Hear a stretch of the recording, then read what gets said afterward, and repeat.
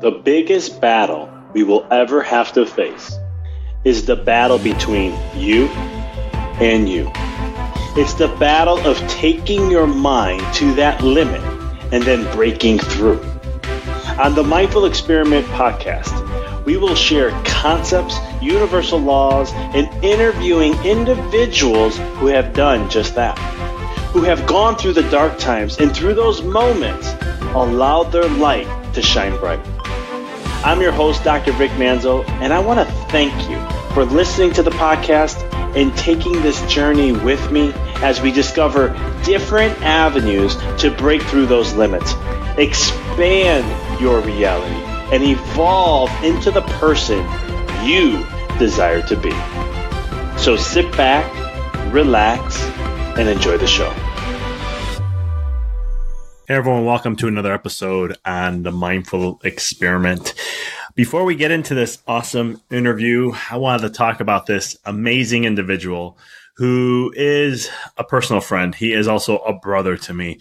I actually went to school with Dr. Neil Gardner in chiropractic school, and he has always been an amazing individual, an amazing soul to know. Before his career in chiropractic and going to school and all that, he was a former Olympian for Jamaica, the 400 meters, and he was in the 1996 Olympics in Atlanta.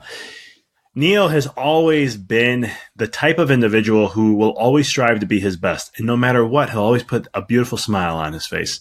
He has a way of, when he smiles, it radiates a room. And this individual is knowledgeable in so many different ways, from his heart, from his passion, from his philosophy, and so many other aspects of life. Everything he does comes from the heart. And it all stems from there and consists from there and so much more. And I'm grateful to have known him for this long. I was grateful to be in class with him and to really have the honor to see him evolve as a human being, as a spiritual being, as a chiropractor, and so much more. I'm very blessed to have him in the profession. He is a true chiropractor, in my opinion. And the things that we talk about in this interview are going to relate a little bit to health. There is some mindset stuff, but we get into the mindset of health, and then we go into different parameters of where we're at and what are things that need to change. So I don't want to take any more time away from this amazing interview. So I want to thank you for being on. And I hope you enjoy this amazing interview and the time I shared with Dr. Neil Gardner. So started as a track and field athlete way back in 1988. So that's I don't know, were you alive back then, Vic? Yeah, I was. I was, okay? I was 5 years old, all right? That's when I started track and field in high school. And in a year, I was able to make the national team. I started out as a high jumper, actually, which is kind of interesting because I'm so short. Many people wouldn't expect that I would have been a high jumper. But yeah, I was a high jumper. I actually jumped 7 feet in high school. Wow. Holy cow. Then I went to college. I was recruited as a jumper/hurdler, University of Michigan. Back in 1993. And I went to the Olympics in 1996 for Jamaica in the 400 meter hurdles. And as soon as I finished graduating college, I came back to Jamaica to continue running professionally. And I started teaching in high school around that time as well. And I continued running until 2005 when I retired, and spent my last year just preparing to leave Jamaica to take up a scholarship to study chiropractic. Now, I don't know how much you know about Jamaica, but Jamaica is not a rich country. Well, you have people here who are wealthy, but the majority of Jamaicans are, considerably poorer. So as a teacher, my salary was less than $5,000 a year. Oh, wow. Equivalent in US dollars. So that's kind of what I was making. My wife was doing a little bit better. Probably she was making like 7,000 or 8,000 a year. So percentage wise, yeah, go ahead. Yeah, I mean, and the cost of living is pretty high here as well. It's not as though everything is cheaper here. In fact, if you want to buy a car, you have to pay twice what an American would pay in America because of the importation taxes. It basically doubles the price of anything coming in. And so, yeah, it's kind of crazy. Anyhow, the World Olympian Association and the International Sports Chiropractic Association started a new scholarship program in 2004 where they were offering scholarships to Olympians or former Olympians to study chiropractic. What they wanted to do was to raise the profile of chiropractic in the sports area or arena. And that was a way that they thought would be a good starting point for that. So as it turned out, I was the first recipient of that scholarship. And in trying to decide which school to go to, Dr. Mancini contacted the association and told them that he really wanted to be in the program and wanted the first person to come to Parker. And so that's how I ended up at Parker. So I got a scholarship that covered my tuition, but we still had to find living expenses. So we still had to take out a student loan to cover that, which I'm still paying for now. And it's not as easy because of the earning potential here, but we still are faithful to the things that got us to where we are, because we are firm believers in what goes around comes around, and if the universe is giving, you have to give back. You can't just hold things to yourself and be dishonest or what have you. So yeah, I still pay my student loans even though they're in a US bank, so I have to wire money every single month over to the US to pay my student loans. But it's well worth it, because I wouldn't have been here and I wouldn't have been able to help the persons I'm helping unless I had, gotten those things to help me.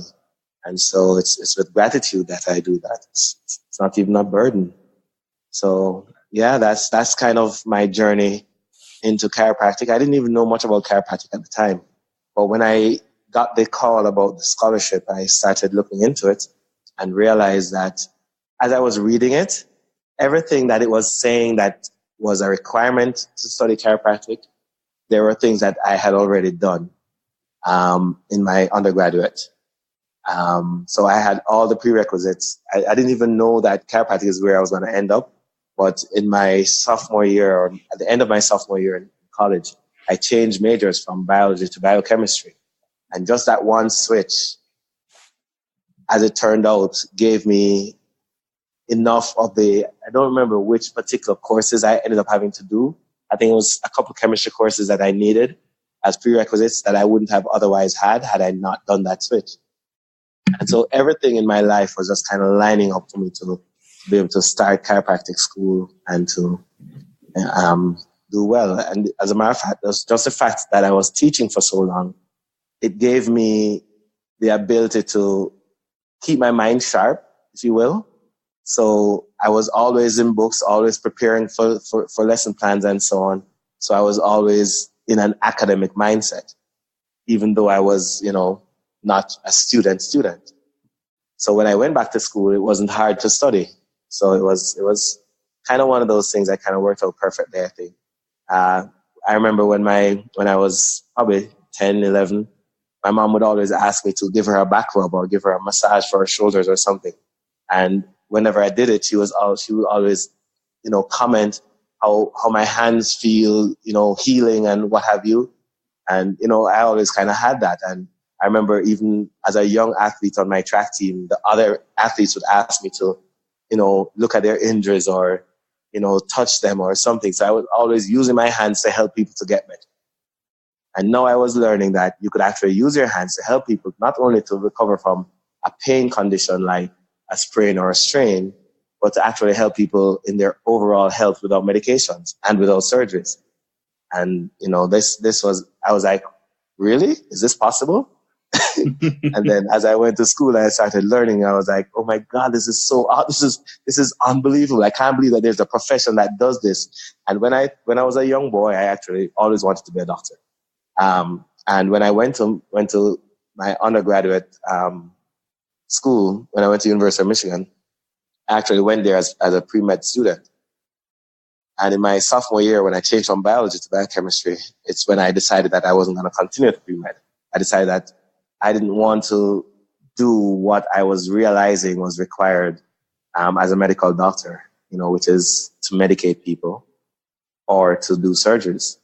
There's just something in me that just did not feel comfortable with doing that as the only way to help someone. And so I ended up walking away from it and thought I would have to leave the whole idea of becoming a doctor behind me. And then when chiropractic came along and I started reading it, it connected the dot that was missing in my desire and what I was realizing was the avenue that was open at the time. It was not fulfilled in medicine, but it was perfectly matched in chiropractic. And so I went back into the school forum, with jumping in with both feet. And it's been not smooth sailing, but it's been a wonderful ride ever since. Well, I know the profession's glad to have you as a chiropractor and being a part of it. You are a bright soul and a very intelligent man. You were the valedictorian of our class too, on top of it. And I could see some of the story that you're sharing. I can actually see why. That massive interest, that excitement, that plays a huge part in it. It does. I mean, if you think about it, when I was in undergrad, I wasn't a great student. I was an okay student. I wasn't a great student because other things are more important. Yep. So hanging out with my friends was more important than studying.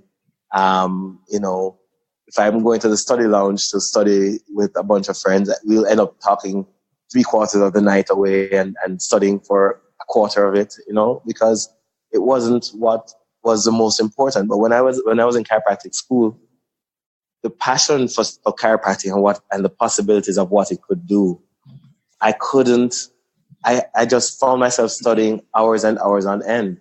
I mean, most of the courses that I did in especially my first couple trimesters in school, I'd never done before. Anatomy, I'd never done before. What do you call it? Histology or cell molecular biology, whichever the equivalent is. I'd never done those before. So it was kind of just the fascination of it and the excitement of it all. I just, if it required me to study 18 hours in a day, I'd study 18 hours in a day on the weekend. I just couldn't put the books down, and it is what it is. I think the most important thing to doing well in school is not even intelligence. It's just motivation. Yeah. And the person with the highest motivation is the person that's going to do the best. Yep. Couldn't agree with you more there. I mean, for you to find passion in microbiology, I give you... It's crazy, isn't it? Massive. I mean, I enjoyed it to a certain degree. Like the lab, I loved it. I was like, oh, cool. Look what's in my mouth. Look at in a week what happens. That's pretty interesting stuff there. But then going through all the other stuff, I was like, oh, yeah, no, I want to be a chiropractor. Yeah. I didn't sign up for this. Exactly. I mean, it's crazy because every time there's one question I would always ask myself. Before I gave up on a particular course of study or a particular chapter was, if I had a patient walk into my office and the condition that they had relates to this topic right here that I'm studying right now, what am I going to say to them? Sorry, I didn't feel that it was important enough to study it. Yeah, totally. And that just kind of, every time I wanted to walk away from the book, that just gnawing sensation or sense just came into my mind, and I just could not. I just had to just say, okay, I have to do it.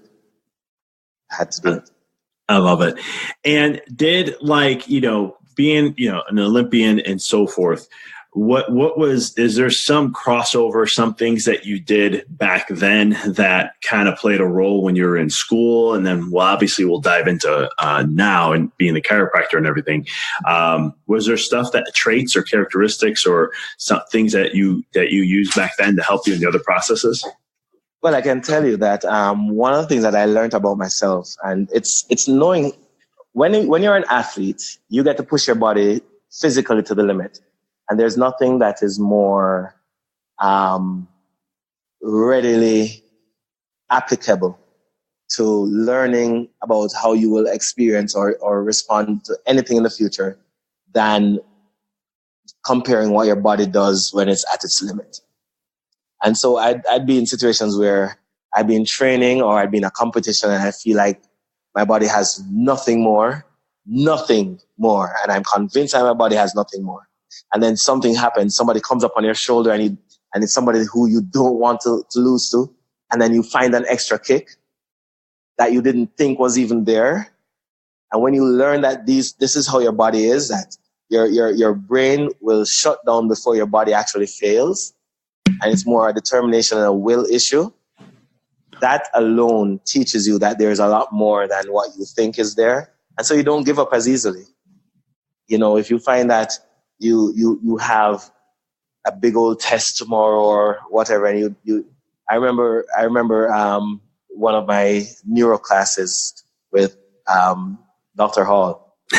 And I'll be seeing him next month, by the way. I'll tell him you said hi. Well, I can tell you, I mean, that I remembered my first test, and at the time I was still doing pretty well in school and all my courses, but I had done a test and I bombed that test. I got like, I don't know, I got like 60-something% or something on the first test. And I was like, oh my God, how am I going to get up back to a 90 average? Because this is going to be crazy. And so, you know, I rather than giving up, I went to Dr. Hall and I explained that, look, I need your help to do well in this course. You need to tell me what I need to focus on or how I need to be thinking, or I can't do it, you know? And he just, you know, he says, you just have to dig in and work at it and so on. And I just took his advice and, you know, did well in the next 2 tests and then did well on the final and ended up with like a 90.3. So I was like, oh my God. So that was, but you know, the thing about it was being humble to knowing that you need help. You know, you can't do everything by yourself.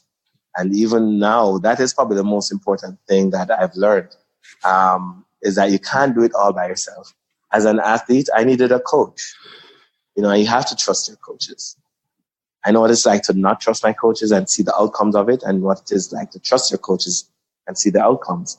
And not trusting your coach is way worse, even if you have a bad coach. Yeah, that's so true. It's so true, though. It's so true. Yeah. I mean, but I love it. And you can't, you know, again, you can't do anything alone. No one does. I always talk to people about how the most successful people in the world never did it alone. They can't. It's impossible. And so, and so this is what we take into our practices now. When I'm working with my patients, I try to let them know it's not just about me fixing you. You have your responsibility. I'm just like your coach. I'm just here to assist. If you go out there and you eat crappy and you don't rest and you are stressed and all these things, you're not going to get well. And then you're going to want to blame me. So it's a partnership. So I'll do my part. You have to do your part. So it's kind of like that. And it works very well. Those who take it seriously and do the work themselves, they will always do better than those who just rely on me. It's so true. And I think in society today, this is a good segue to, you know, looking at the standard medical system and how it's all about, I go to the doctor fixes me, and that's it. I'm fixed and I have nothing to worry about. No self-responsibility, exactly. No nothing. And that is what's appealing to the majority of persons. But even that mindset is trained. That's a trained mindset, because inherently it's against how we are. You have to train somebody to just be totally self-dependent on others. The instinct of humanity is to be self-reliant, not to be self-dependent or other-dependent, rather. It's to be reliant on yourself. You know, but the way our system has taught us is that we have to be dependent on somebody else. We have to be dependent on the pharmaceutical industry to teach us or to tell us what we need to know about health. We don't try to research anything ourselves. You know, we have to be dependent on something external to ourselves in order to get well. It's not about taking responsibility for what we're doing to make ourselves sick. It is, I'll do what I want to do. You just do whatever is possible to get me better in spite of whatever I'm doing. And it's not how it is. And I love that because, I mean, as you know, as just as much as I do with the chiropractic principles and the universal laws that they share and teach, and, you know, everything's from inside out. It's amazing how you could take it from a spiritual standpoint. And if you look at it and say, well, I'm here at this experience being a human being, and go from the medical side of things and say, well, everything is outside of me, nothing is within. So I just have to, you know, keep my eyes on the outside, where chiropractically speaking is like, no, your inner world determines your outer world, not your outer world, inner world. Yeah, and exactly. And it comes along the same lines of what you're saying there. Right, exactly. It's from inside out. It's not from outside in, you know. And chiropractic, you know, one of the chiropractic philosophies is top down, inside out. Yeah.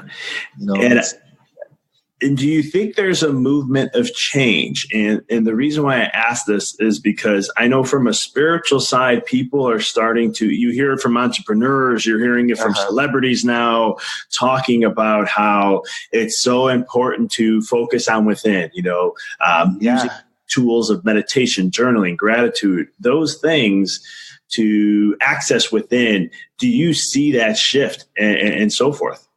I tell you what, I'll go even a step further. What I see happening now is that people are becoming desperate. And I think people are finally waking up. You know, and I don't think it will ever be at a place where it's too late. I think there will always be a select few. And as soon as we reach the tipping point, and there has to be a tipping point, and when we cross that tipping point, that's when we're going to see real change happening. And yes, we see people are shifting now into realizing that you have to meditate. You have to have an attitude of gratitude. You have to have a heart of compassion. You have to have an internal, intrinsic. People are now realizing that they have to have that internal mechanism grounded in order to navigate in this world. I mean, you have two ways of dealing with things. You can either be a sailboat or a motorboat. And if you're a sailboat, and we're not talking about these, you know, a yacht now that can go in all kinds of nice fancy directions. We're just talking about a passive sailboat. Yeah. Then wherever the wind blows, that's where you go. You know, we need to have more of a motorboat concept where we build into our internal compass, we build into our internal direction, we build into our own rudder system, we build into our own motivation system that propels us in whatever direction we need to go. And if we don't do that, then, you know, we'll just float along. And wherever the current of life takes us, that's where we'll end up being. And that's what has been happening now for the last however many years. And it's now that we see that people are at a place where cancer is through the roof. Illnesses are crazy. You know, the chronic lifestyle diseases are just ridiculous right now. People are starting to realize that they need to do something different. And if they don't take responsibility, they're going to be in trouble, because I think it's now that they're seeing that following the advice of the physicians and for the pharmaceutical companies that are telling you, you know, yeah, all you need to do is just, you know, restrict your diet. And in terms of your caloric intake, just cut down your calories and you'll be fine. Or a calorie is a calorie. You know, whatever you put into your mouth, it doesn't matter. As long as you're only taking a certain number of calories, then you're good. You know, we're realizing that all those things are lies. Yep. And people who have been following that and then eating all the crap that they're eating, thinking that, oh, well, at least I'm restricting it to a 2,000 calorie diet or a 2,500 calorie diet. I'm fine. But they're eating, you know, lots of simple processed carbs. They're eating lots of sugary stuff. You know, it's crazy. Oh, it's unreal. And we'll dive into that in a sec. I just wanted to jump back real quick on the psychology of what's changing, because do you think with everyone now starting to focus on themselves, because, you know, I don't want to sound like a conspiracy theorist, but I always feel like there's just this agenda to keep chiropractic in the dark. And I mean, I could back it up with a lot of science. I know you can too. Yeah. But we have to, though. You see, chiropractic it goes against the mainstream. Anything, any philosophy, any group, any belief system that encourages persons to think for themselves and to ask questions and to, to challenge the status quo in terms of doing whatever you can do to make yourself and your family as healthy as possible, will always be viewed as the enemy and therefore worthy of attack. And that's what we're seeing. Oh yeah. And I think, one of the things is that as my hope is that as people start to now shift gears into focusing on themselves more, they'll eventually start to get to a point where they go, well, if everything is within me and I'm meditating, I'm focusing on me, my inner world controls my outer world, what if, and I think this is going to be up to chiropractic and chiropractic only, because it's going to be that thing where, well, wait a minute, what if my body can do that too? What if my body has the resources? What if my body... Exactly. Exactly right. But that's a hope, because it's like, where's the game? What's the card that is the other side, big pharma, big corps, whatever you want to call it? What is the card that they're going to play to try to dissuade that, to push that away? Because I think they know that card's being dealt. We're dealing that card. Yeah, absolutely. But that's the thing, though, you see, is that the closer they get to the end point is the closer we're going to get to our start point. That's so true. So the more they're trying, or they're going to try to squash chiropractic, bury chiropractic, and try to get people to live whatever, however, whenever, and then end up dying, is you're going to get to the place where that tipping point happens and people are going to say enough is enough.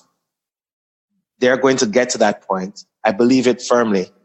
And then they're going to be seeking after chiropractic as they did during the 1918 flu pandemic. Yeah, that's what's going to start happening when chiropractors are going to be so busy they won't know what to do with themselves. And for the listeners, if you don't know about chiropractic you said 1918 flu pandemic, correct? Yeah, the Spanish flu. Go ahead, if you don't mind, just sharing really quick what was that and so forth. Well, in 1917. Just about the time when World War I was going on, and a lot of the soldiers were starting to come down with the illness. And this was toward the end of 1917, early 1918. And 1918 is when it was in full swing. The soldiers were dying because of the flu. And I'll tell you something a little bit later on about that, which I didn't realize. But anyhow, the soldiers were dying because of the flu, which is very unusual because the soldiers were young, strong men. So why are the young, strong men dying when they're not usually the vulnerable group in a flu epidemic? It's usually the very young or the very old. Mm-hmm. Well, they came back home. And when they came back home, because the war ended, everybody decided to get sick as well. And so you found that all over the world, I think it was 34 million people that died. Yeah. It was crazy. And so persons were trying to turn to whatever they could just to try to save their lives. And chiropractors, who at that point were not doing very well, by the way, started to go to the homes of their patients who were ill and treating them at home, adjusting them at home, because many of them could not come out to the office. And this funny thing started to happen. The people who were being adjusted started to get better. And it's not just chiropractic. This is also, this history is shared with the osteopaths, because they too, at that time, used to adjust the spine. And their patients, along with the chiropractic patients, were getting better at a much faster rate than those who were doing mainstream medicine. In fact, the rate was, I think, 500 to 1 or 400 to 1. And even among the people who were given up to die by mainstream medicine, most of them were saved with chiropractic. Yep. And if chiropractors really understood that history, I think it would change how they practice now, because chiropractors back then did not practice based on back pain or neck pain. they practice based on health, how to get people well, whether it's a flu, whether it is an infection, whatever. Chiropractors were adjusting their patients and they were getting better. Because what we found is that when the body is in proper alignment, then the nervous system works normally. And as the nervous system works normally, the immune system comes on. And the immune system is extremely powerful. We think that the immune system is weak. The immune system is extremely, extremely powerful. It's the things that we do to it by how we eat and live that's destroying the that's destroying the ability of our immune system to work. Anyhow, coming out of the flu pandemic, we found that chiropractic offices now started to flourish because people started to go to chiropractors in droves, and people started to go to chiropractic schools. Medical doctors were going to chiropractic schools to get their chiropractic licenses. It was so fascinating. And then, of course, because of that switch where medical doctors started to go to chiropractic colleges and the students were moving more to chiropractic than to medicine, then the medical fraternity had to attack chiropractic, to discredit chiropractic.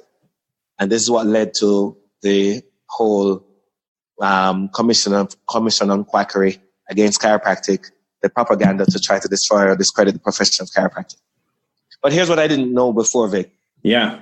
That the soldiers that were getting sick, they were good. This is when they started vaccinating the soldiers before they went into war because they were going overseas. Huh. and then as a result of that, they started to come down with this very virulent strain of flu that was never present before. Interesting. And you ever wondered why this flu came about? How in the world did this flu come about? Well, why then? Well, it's just like, not to change subject here, but it's along the same lines. But I don't know about in Jamaica, but I know in America we're seeing it where a form of polio, now it's not polio, but it's like polio, is becoming more prevalent. It's coming back. Which one? Guillain-Barré? No, it's acute myelitis something. Oh, transverse myelitis? It might be that. Because there's a new thing going on now, but that's from the vaccines. Yeah, and it's because of the virus. When they used the vaccine before with the virus, it's mutating now. You got a lab virus mutating with wild virus, and now it's creating this new illness that never existed before. But yeah, no, I think I've heard about the vaccine thing with the Spanish flu, but I can't remember. But it's something to look into. Please research it. I will definitely. I just wanted to share some facts for the listeners. In Iowa, they had stats back then that they were tracking. Oh yeah. In Iowa, 1 out of 15 people would die if they went to a medical doctor because of the flu, the Spanish flu specifically. People who went to a chiropractor, it was 1 out of 789 people that died. That's right. Crazy stuff there, and it's like, okay, you got 93,000 cases in the medical, 5,000 in chiropractic. People will say, what's a small sample size? I look at them and go, I'm sorry, 1 out of 789, the chances of that getting close to the 1 out of 15 is not going to happen. I just don't see that. I mean, just look at the raw numbers. If you look at the raw number, I think it's like 1,000 plus to 5,000 plus patients in comparison. If you just look at the numbers, I think you still have, just numerical wise, number of people dying, more people dying in the medical system than in the chiropractic system. Just look at the numbers alone. Oh, it's massive. It's massively ridiculous. And you made a point. Go ahead. Yeah, as well as the people who were given up to die. Yeah, 233 people, right? There's cases that were considered not going to live. They're going to die. That's the end. And they went to a chiropractor and only 25, just 1 out of 9 people died from that. Mm-hmm. It's just again, coming back to trusting the body, understanding, again, is what we know is that as long as the nervous system's communicating efficiently, no subluxations, no miscommunications. I like to call it miscommunications, but perfect. That's exactly what it is. Yeah, and the body can do what it needs to do, and it's designed to do what it needs to do. And I know if you think about it, if your brain doesn't know what your body is doing or your body is experiencing, how is your brain going to respond appropriately? Yeah. Whether it is something physically coming to hit you in your face, like somebody pitches a ball and it's going straight for your head and you're not picking up that it's coming for your head in time to move out of the way. It's the same thing as if a virus is coming at you and your body, it's invading your body and your body is not aware that the invasion is taking place to mount the appropriate response. So true. So true. And I hope people, listeners, you guys are grasping that. Neil, why do you think that, when it comes, we're explaining stuff that's simple truths. It's been around for hundreds of, thousands of years. Yeah. What's up with the mindset of health then? Why aren't people grasping? I know there's a movement happening. I'm seeing it where people are looking holistic. Unfortunately, chiropractic's the last on the totem pole when they're looking for a holistic avenue, something to be different. But what do you, the mindset of health? Why aren't we seeing it? Well, I blame chiropractors to some degree. Because I do too. Too many chiropractors take the easy way out. It's easier to sell back pain because the adjustment. I think I use relief from back pain or neck pain as a side benefit of chiropractic. Yep. It's not the goal of chiropractic. It was never designed to be the goal of chiropractic. It wasn't to realign the spine so that the pain goes away. That was never the chiropractic message in the beginning. No. Was to realign the spine so the nervous system works properly, controls the body so the body can communicate, the brain can communicate adequately with all aspects of the body, and the body can respond to whatever strain or demand is placed on it. And that's what chiropractic is about. But chiropractors are afraid to or unwilling to just tell the truth. I think it's because of fear that they will lose patients. Yep. No, I couldn't agree with you more. And that's it. I love having wellness patients. I love when I have patients who are coming in and there's nothing that they think is wrong with them, but they're just coming in to just stay adjusted and keep their bodies in tune. Yeah. I love that. I'm like, why would you not want that? Why would you want to wait until you're in a disease state to come back and see me? Wouldn't you prefer to not have any issues at all and then just see me occasionally just to keep yourself aligned? Yeah. So I blame chiropractors to some degree. The other thing is the person with the most money can make the most noise. Yeah. And that's the pharmaceutical industry. They have a lot more marketing dollars than we do. And as such, and they spend that money in marketing, believe me. And it's a very comprehensive approach. One, they educate the medical doctors. And I don't say this with any disrespect, but medical doctors are not doing, or the recommendations they're making is based on what they are told by the drug reps, who are basically salespersons. My best friend and best man at my wedding actually works for a drug company, and he's a pharmaceutical rep. And he goes into the doctor's offices and explains to the doctors why it is that their patients should be on the drug that he's selling. Now, the doctors who they go to they're too busy to go and do the research themselves, so they just take whatever the drug reps tell them. And where do the drug reps get their information? From publications from within their company. Mm-hmm. At their sales meeting that says, this is what you need to tell the doctors, and this is what this drug can do. And because it's all in the same system, why would a medical doctor not believe it? Why would a medical doctor question that information? Because that's where they're getting their training. They go to medical school. Their entire training tells them that this is how you learn. This is how you prescribe. This is how you determine what drugs need to be put on the market or to be given to your patients, based on what the parent companies that put you through school is telling you to do. Well, even what about the universities that are paid for? Big Pharma will pay for those studies. But that's it, though. And the study right? Yeah, exactly right. Who has the money to do some of these studies? Yeah, it's only them. They pay what? Last time I read, $200 million to lobbyists just to push past bills. Put it this way: when you look at Big Pharma and you look at energy, oil, gas. Which other? Agriculture. Those are the three. Is that the three big giants? Well, it depends. What I was going to say though is that the pharmaceutical industry outspends them considerably in lobbyists. Oh yeah. Considerably. Yeah, it's crazy. It's sad because that's why it's like legal bribery is what it is. And they get away with it. Well, it's like. And I only bring that up, the university side, because I have some people who, sometimes they could be a patient or it's just someone I'm talking to, and they read research and they'll be like, well, what about the study that came from the University of, I don't know, let's say Berkeley or Stanford or Harvard or whatever the big ones are. And they'll be like, and that study showed that we need X, Y, and Z because of this. And if you don't have this drug or we don't do this thing, then this is going to be the catastrophic event effect. And I'm always like, and I always tell people, to the listeners, always see who's funding the research.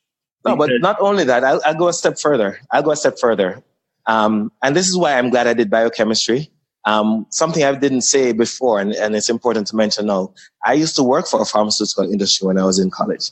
Never knew that about you. I did a summer mentorship program with a pharmaceutical company, and they actually were willing to hire me after I graduated, but because I was coming back home. It didn't happen, right? But the division that I worked in was cardiovascular research on mammalian cell lines. So we're using in vitro stuff, right? Mm-hmm. We're working with cells and seeing how the drugs will affect the cells. And then if based on the outcome of that series of studies, then it will go to animal trials. And based on that, then it will go to human trials, smaller scale, then larger scale, right? Mm-hmm. So I worked with a pharmaceutical company. So I can tell you from inside the lab what goes on during research. And I can tell you this. I remember distinctly one day I was doing, I got my data and I was entering the values into the computer, into a program that they had. So I had to go to a special computer and enter all the data. This is back in 1997, so this is not like, I had what is it? A tablet? Internet wasn't as robust as it is now, so we had to go, and networking wasn't quite the same, so we had to go to centralized places to do stuff. And so we went to this computer, we entered the data, and then from the data, we would do what is called a line of best fit. So it's a linear regression graph that they will draw. You hit the enter button. The computer program will plot a line to represent all the data points. So when you look at the points scattered all over the computer screen, it doesn't look like there's any kind of a trend associated with it. But you hit a button and the computer will plot a straight line, and then that line is what you're going to use to determine if it's positive or negative. Mm-hmm. So I did this. And I put in the data, and then I hit the enter button. It drew a line. The supervisor, the head person there, I don't remember what his title was. He was over my shoulder. He said to me, "I don't like that line." Hit the enter button again. I hit the enter button again. It drew a different line. Same data. It drew a different line. Said, "No, I still don't like that one." Hit the enter button again. It drew a third line. Different from the other two. And he says, "Yes, that one looks better. Save that one." Huh. And now when you now use that is a line that is used to determine if something is a positive trend or a negative trend. And what the gradient of the line tells you is how fast it's improving, or by the rate at which it's improving or changing the outcomes of the study. So based on that, that's what now leads to your next step in the whole process. So it's not This is something that can be manipulated at that level. That's what I was going to say. So it's not even science. It's not at all science. No. It's not at all science. It's not empirical. It's not something that's that has only one conclusion. 2 + 2, it's 4. If I say it in French or in Spanish or whatever, or if I go to a different region and I do the same additions, it's going to end up to be the same thing no matter what. It's not the same with this. Even if I gave another lab the exact same data, their conclusions will be a little bit different. Yeah. Because it's not scientific at all. So that's that one thing. That's on that one end. The next thing is this. Many people who tell you what studies say, because I remember when I was doing my research for the HPV vaccine, and we were being told that this study proves that the vaccine is effective against whatever, right? Yeah. That's what, so when I'm reading the studies, because I have to, read the studies. So I read the studies, and the conclusion would say one thing, but when you look through the methodology and look through the actual study itself, the way that the study is designed to give you that outcome. So let's say, for argument's sake, I want to do a study that determines how many people like vanilla ice cream, because I want to sell vanilla ice cream. So I want to do a market analysis to determine, if the people in this area love vanilla ice cream. And so I say, okay, let's do this study. And then in the study, I say, anybody who has a food allergy to any coloring will be included in the study. If you do not have an allergy to food coloring, you'll be excluded from the study. Yeah. I like that. Then you say, if that's how you're going to separate your people, then if you have an allergy to a food coloring, chances are you can only eat vanilla ice cream. So I would imagine that in that population of people, you'll have a higher percentage of persons who like vanilla ice cream. So when I do my study, I'll show you a large sample size, but because of how I stratified that sample, now the outcome that I want looks better. Yep. They did the same thing for autism. And they showed that they did a study to show that thimerosal had no effect on autism outcomes after between the ages of 4 to 9 years. So they did a study of people who did the vaccination as at infants on time, and then they did a test on them between 4 and 9 years of age. And the conclusion was that the outcomes did not matter for those who were who took the vaccine from those who did not take the vaccine. When I looked at the methodology of that study, Vic, this is one of the criteria for the study, for you to be a participant in the study. You have to be able to, the child and the mother both need to be able to understand and communicate spoken English. Which sounds like it makes sense, because if your researchers are all English speaking, then it would make sense that you want to make sure that people speak English. Of course. But by doing that, you're also excluding anybody who is autistic. Yep. Because an autistic child is not going to be able to communicate with you. Exactly.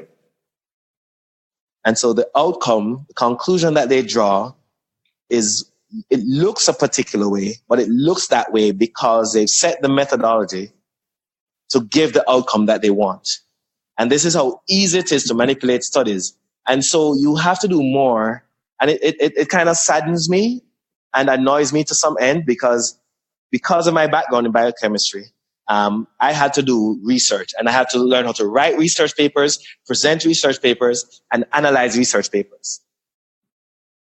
So this is kind of what I had to do. So I'm trained to do this. The average person is not. So they're not going to naturally be looking for the methodology. They're going to just look at the abstract and look at the conclusion. Yep. And then they're going to trust that study. It's very easy to deceive persons. And this is exactly what happens.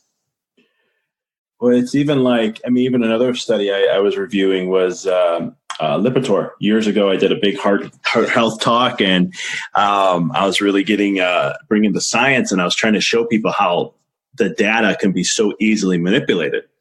And real long story short, I'll keep it simple, but it was, but they said Lipitor, be like 67%.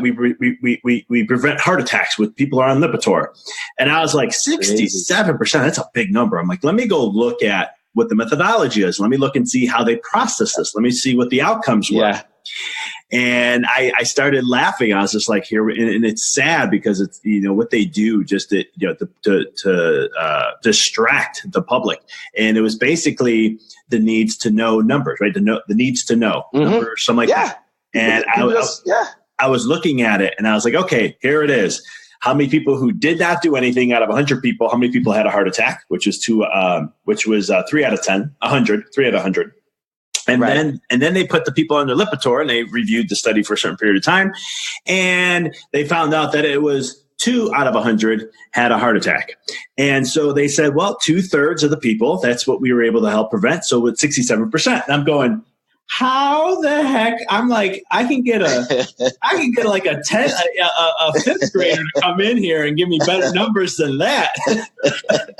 I was like, if I remember correctly, in fractions, you got to keep the denominator, you raise up, do all this stuff. I was just like, so 67. But when you look at the study, it's actually 1%. But hey, it is to his, But again, just I'm sure to share what you're saying. Even with that, the number one reason why most of these Lipitor studies the methodologies had to change is because they knew they had to do research, right, to validate their position. Yep. So they had to change the way that they designed the study, so as to not end up with what ended up happening in the beginning. Because in the beginning, when they were doing most of these studies on these statins, people were dying, and so the studies had to stop because too many people were dying from the studies, and this is what ended up messing up the statin drug. The trust that people had for it in the early days is because the studies were resulting in the death of too many people. So they've changed how they've done it now and changed the reporting and changed the duration and the dosages to allow for certain things. Now you'll find that a long-term study is now a 6-month study. Yeah. And a 6-month study, they're now using that 6-month study to determine what should happen to somebody over their lifetime, because they're planning to put people on these drugs for the rest of their lives based on the outcome of a 6-month study to say it is safe for long-term use. But their long-term is 6 months. What the heck? Really? Yeah. Really? So if somebody dies at the end of 6 months, like let's say they die at 7 months, or at 7 months they start to show bad issues, it doesn't matter. They're cut off at 6 months. It does not matter. They're not reporting it. It doesn't have to be reported. It's the same thing for cancer. I was just about to say. It's about 5-year survivability. As if 5-year survivability is anything. Most persons, if you do nothing, will probably live past 5 years. Yep. I just read an article that talked about how if you don't do nothing with cancer, the chances of living, I forget how long, but it was considerably higher than if you were to do chemo or radiation. That's like 9 years or something on average, depending on what cancer obviously plays a different role in that. But sure. Definitely you live longer than you do going through the treatments. Oh, yeah. And they know this. But you see, it is big money. Do you know who gets the most money? For people who do, not even the people who do the research, the people who raise the money. Yeah. Yeah. These cancer foundations and this is big money. They have the public fooled in so many ways. It's ridiculous. And how it's ridiculous. It's sad. It's really sad. Because, I mean, 85, 80 to 90% of these big nonprofits for cancers, heart disease, diabetes, Alzheimer's, all these different ones, 80 to 90% goes to administration costs. Of course it is.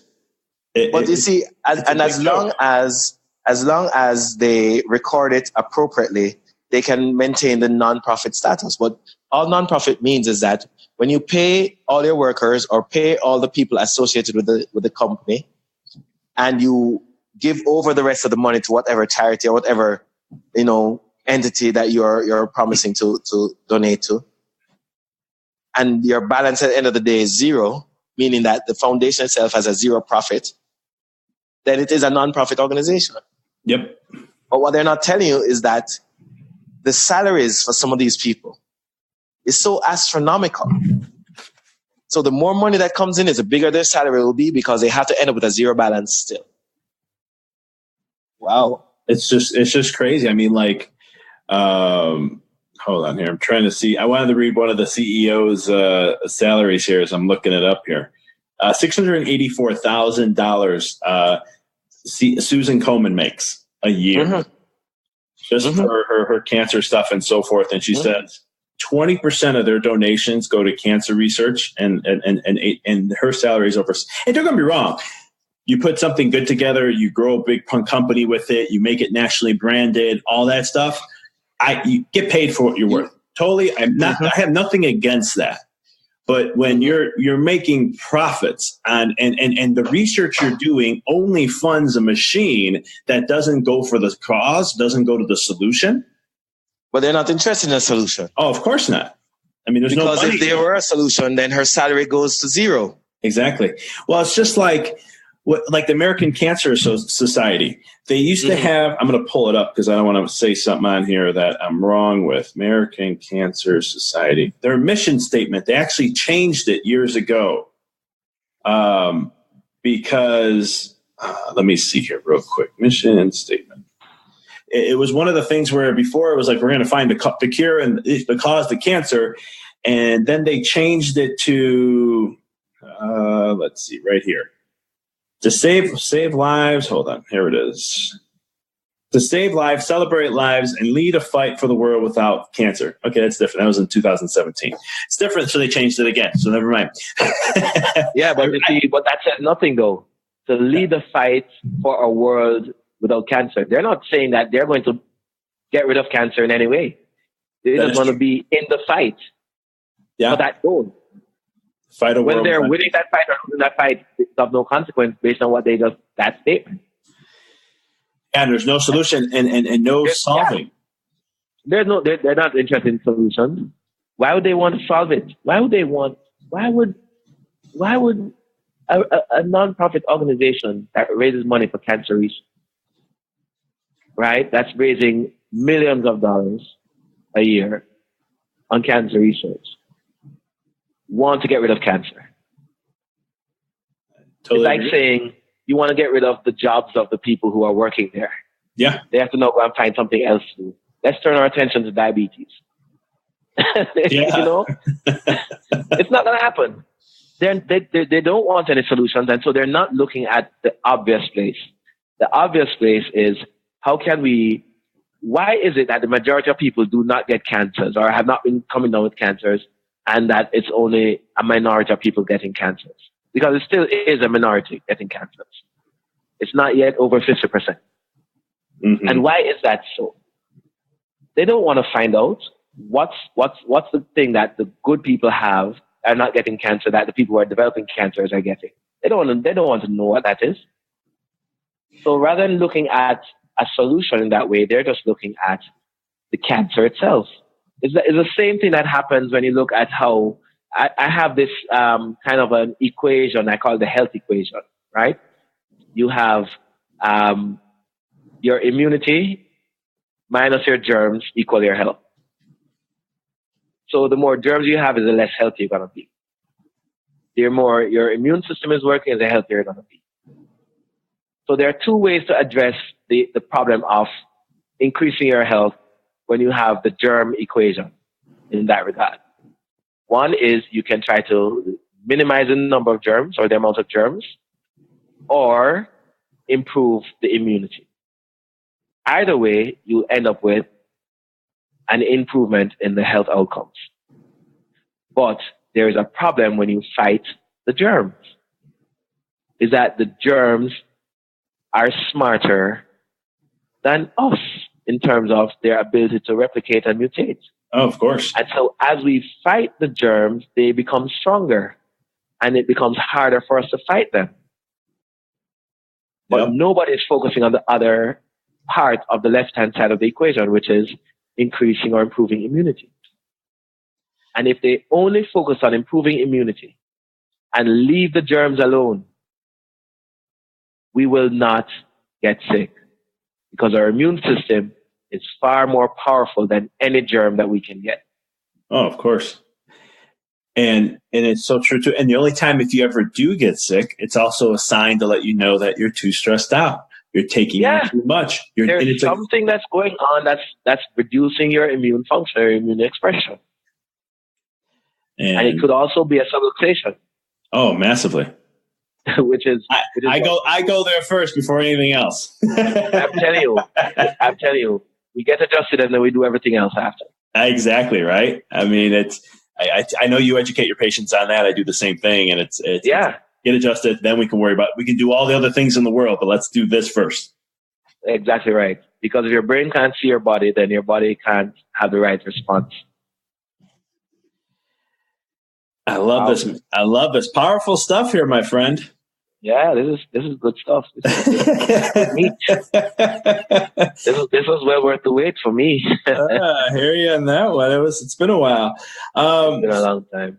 So, we got the mindset. We talked about the big pharma. We talked about the marketing, the lobbying, the money. We got the people funding these nonprofits, giving their money away to nonprofits, which are, again, 80, 90% of that is donated, given to the administration costs, not even to research. Anything else that plays, you talked about chiropractors, which I totally agree with you. I know where I practice around my area, chiropractors care plans are like this. You don't feel good? Oh, you got some pain? Okay, let me adjust you. Once the pain's gone, call me or just come back when the pain comes back and I'll be able to help you. Which makes me, or they go to a chiropractor and they don't adjust for the first 3 visits or 4 visits because they just want to do PT stuff, which don't get me wrong, nothing against that. But which is so true. In fact, I'm learning now, which is surprising to me, that there is actually this business model, a chiropractic business model, that's almost exclusively PT. There's little or no chiropractic work, and this is actually a company, a chiropractic management group that does this, and it's crazy. And apparently they're big on the chiropractic campuses now. I don't know how much money they're giving to the schools to be able to do this, but I know I had an intern that was working with me earlier this year who is now doing that, and another intern who was just with me who wants to do that. And I was like, look, man, it'll be a waste of your talent to not be able to adjust people. Yeah. I know, and we have our own attacks going on. I mean, there's schools now, you can't say subluxation there. They don't teach subluxation. There's a movement of people trying to prove that subluxation doesn't exist, which I don't want to get on that soapbox, but it drives me crazy not to understand. I mean, my background's in quantum physics and vibrational, tonal healing and tonal adjusting and all that. And it's like, if the way I see the energy medicine, that's my other background. And it's like, subluxation is like the perfect thing to explain what happens everything. To the nervous system, right? And to the body and to consciousness and to the evolution of man and humans and all that. And I can explain it in so many different ways. And when they say it doesn't exist, it's never been proven. I'm like, what lens are you looking through? Look, put it this way. If you stand in the middle of the highway and you see a big old Greyhound bus coming towards you, and you close your eyes and say it does not exist, it does not change the outcome. So I don't even beat myself up over people who are trying to, if they don't want to use the word subluxation, that's their business. Yeah. I'm like, all right, I'll adjust whatever malady you have. I don't care whether you have a subluxation or not. Let me just adjust that spine and they will still get better. Yeah, exactly. One of the things that I find interesting, though, is when persons say it's all the placebo effect. I'm like, well, that's a very good effect. I mean, they should do a study on the placebo effect. That's a very powerful effect. And if there's anything that we have come across or we've come away with in terms of the understanding of placebo effects from the research that has been going on all over the years, is that effect is a powerful and real effect. Oh yeah. So I don't even, if people say getting well is a placebo effect of chiropractic, I'm like, look, whether it's a placebo effect or the adjustment, as long as you're getting better, I'm happy. There's exactly same here. there was a study done, and I'm upset because I can't remember what. I was just reading it a little over a month ago, and they were talking about there was 3 things they did. One was a fake adjustment, looking for some outcome. I don't know if it was neck pain or back pain. I don't remember what it was offhand, but one was I think it might have been a headache. I think it was a headache. It might have been a headache. You're not thinking, but it was one that was like, I remember something like that. Because there was like medication was one, fake adjustment was number 2, and then sham adjustment. Yeah, and then there was the sham adjustment, and then there was the real adjustment done. And it was the placebo played effect on the sham, which was like it was up like to 70% or something like that, 70, 74. And but then obviously the real adjustment was 100% satisfaction on there. But go ahead. What's interesting is that how do you delineate What happens in the adjustment? How do you know that the majority thing that happens with the adjustment is not just simply the touch? Yeah. Because to touch your patients, something happens when you touch your patients. Massively. Or even if it's just energy. When you allow your energy field to interact with theirs, something happens. So it's not even just the mechanics of the adjustment alone that's important. And that's why chiropractic can't do a double-blind clinical trial on chiropractic. It will never work. And every time somebody says to me, are there any studies that show that chiropractic works? I'm like, I don't care about studies for chiropractic. It won't work. Can't work. Because chiropractic cannot be reduced to a single component. You That's can true. never reduce chiropractic to a single component. Whereas you can reduce a drug to just one chemical active ingredient. Yeah. You can't do that with chiropractic. You can't say it is a line of drive that's important and separate that from touching the person, separating that from communicating with your patients, and separate that from interacting with your patients, and separating that from the environment in the office. Because these things all play a role. It all plays a role. And that's why you'll never find a good study that will ever validate chiropractic, because chiropractic is multifactorial in its influence, and it cannot be limited to a single component. Well, I love how you bring this up because when you reduce things down, that's Newtonian physics. Exactly, that's the reductionist value, and that doesn't work for chiropractic at all. No. Chiropractic's quantum. Yeah, where, one thing can affect a gazillion things, and next person, one thing affects 20, and it's different for everybody. Exactly right. I love that. Powerful. Very powerful, my friend. Very, very powerful here. I wanted to ask you one more thing, and I'm going blank on it. We talked about the chiro side. Oh, Neil, we just got to get you out and what is it? Where's the solution in chiropractic, do you think, to taking its powers back? To going back to the way it was, the way chiropractic's designed to be. I'll tell you this. What happened in 1918, when that happens again is when we're going to get back. Oof. Because like I said before, the closer they get to their end game is the closer we're going to get to our start game. It's going to, when the world goes bad enough is when chiropractic is going to shine. When it gets dark enough is when we're going to start to become the beacon of light. Because right now, I suppose we're getting there, but we're not quite there yet. When people are not yet in a desperate state, they're not yet fully fed up with the current system, because more and more people are fed up, but not enough yet. And if we just give them time, it's such a poor solution that the outcomes are guaranteed to fail. Yeah. It's guaranteed. It's guaranteed. And so what you're finding now in the late 1970s, when they did the standard American diet thing and tried to limit fat to under 30%, and people started to really get sick, not recognizing that fat is one of the most important nutrients for building our bodies. And the other thing is, by reducing fat, you have to increase carbohydrates. You have to increase simple sugars, because people won't eat the food anymore, because fat is what makes food taste good. Mm-hmm. And so if you don't have fat, you have to have something else to make the food taste good. And that's why you get the salt and the sugar. But, that aside, I mean, it is important for us to just recognize that the things have to kind of just get really, really bad before we are able to shine. I think if we are fighting tooth and nail right now and making up too much noise right now, even on a large scale, if it's like trying to go put ads in the public space and so on, we can't compete with them again with ads. We cannot.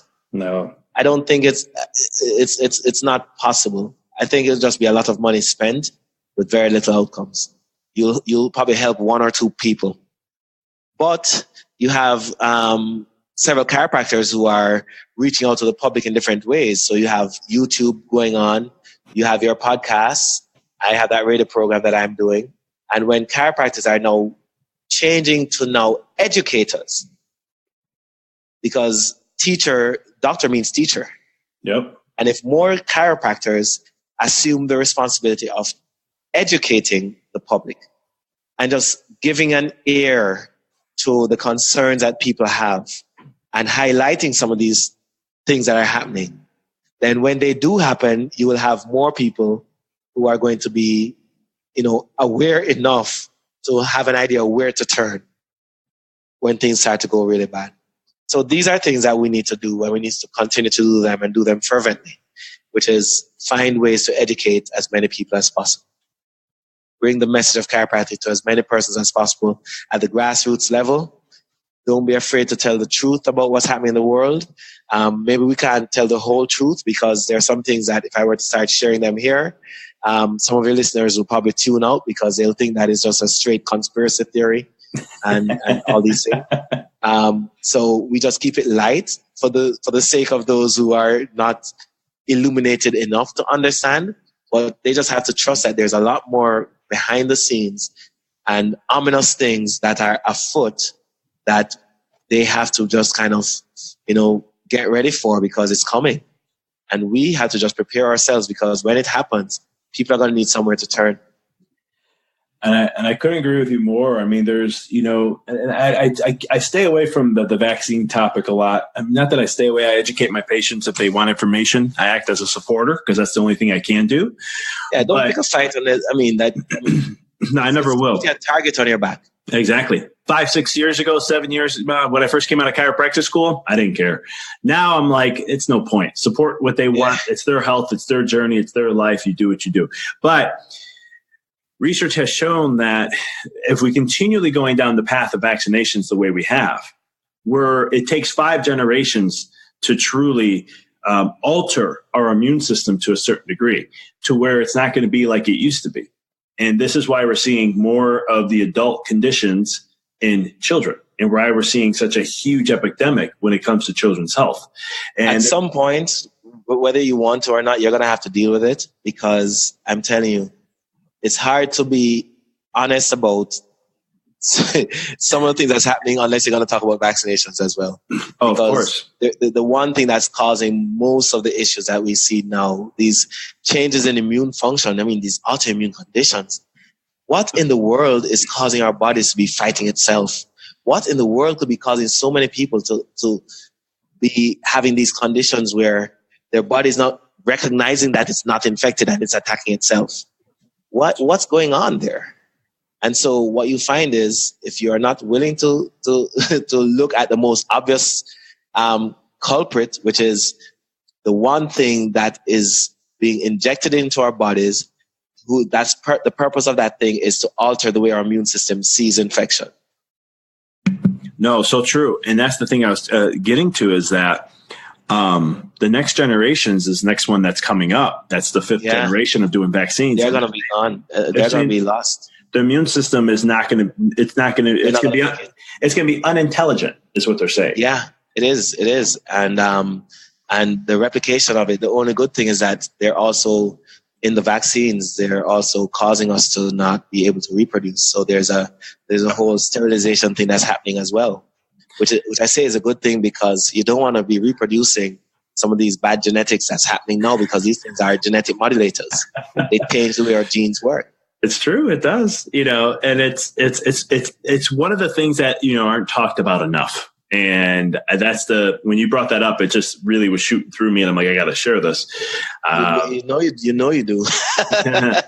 I know. Sorry, man. I'm sorry to do this to you, Oh, no. And I'm good with it. Like I go rounds. I used to go a lot more. Now I've learned where do you go? Empower the moms. Where do you go? Educate the moms. Exactly. You share it with them. And just plant nuggets, plant seeds of information. That's it. And just point people in directions, because it's the more information that's coming out, man, is the more sinister this thing is. And right now, I think it's 72 doses of vaccines that a child up to age 18 is now expected to have on the schedule.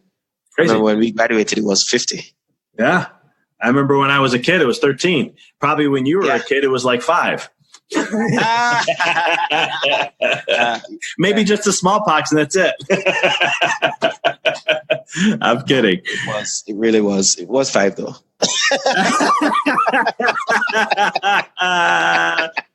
I love it. That's hilarious. Oh, my brother. It was a good time. Brother, I appreciate you and everything you do. I have the highest respect for you. And as I do you, my friend. It's been too long. I got to get my butt out to Jamaica eventually, sooner than later. You do. Just call me first. Don't do like what. No, I'm going to surprise you. I'll have everything set up for myself, or I'll find a way to get a hold of your wife and be like, "Hey, I'm coming." Don't let them know. Kelly has all her information. So. Oh, well, there we go. Apparently, she's into this. So. You never know. I'm one of those types. So, Absolutely. But Neil, before we go, I know you have, how do people get a hold of you? I know you have a health radio show here and stream. How do people get a hold of that and connect with it? Sure. Well, we have a website, gcnjamaica.com. G as in Gardner, C Charlie, N Nancy, gcnjamaica.com.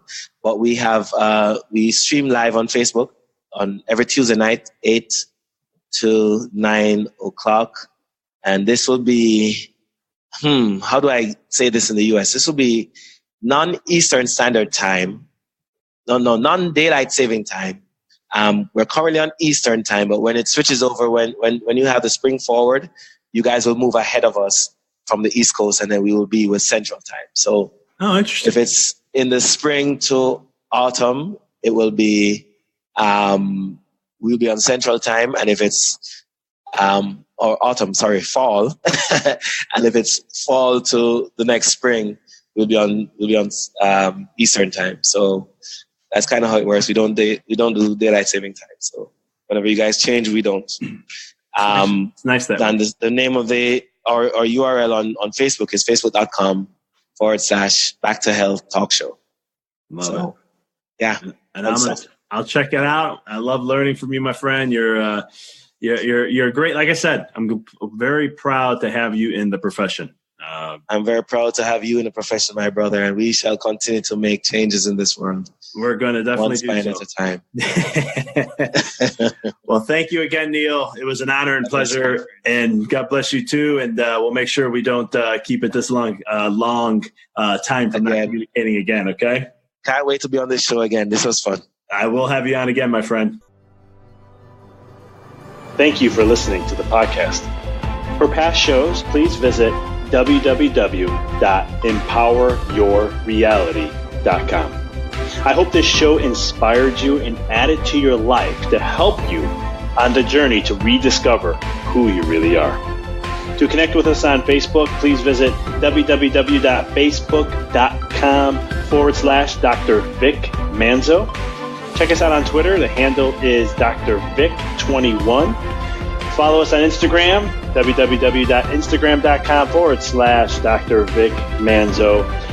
If you were inspired by the podcast, pay it forward by sharing it with someone who you know can benefit from it. Thank you again for listening to the Mindful Experiment podcast, sharing paths to help you rediscover your infinite potential.